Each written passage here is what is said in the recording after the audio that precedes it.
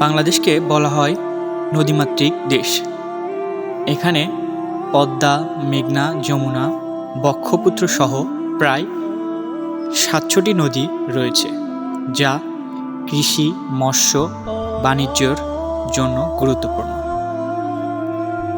তবে নদী দূষণ, অবৈধ দখল এবং জলবায়ু পরিবর্তনের কারণে অনেক নদী বিপন্ন হয়ে পড়ছে।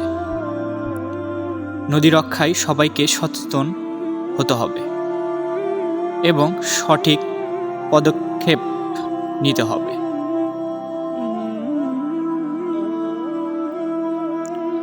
নদী প্রকৃতির এক অনন্য উপহার, যা মানুষের জীবনযাত্রার সাথে জড়িয়ে আছে।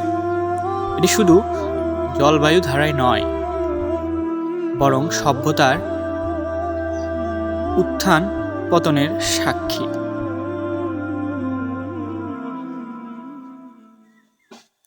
তাই আসুন আমরা এরকম নদীকে বাঁচাই এবং বাংলাদেশকে রক্ষা করি। নদী বাঁচলে দেশ বাঁচবে।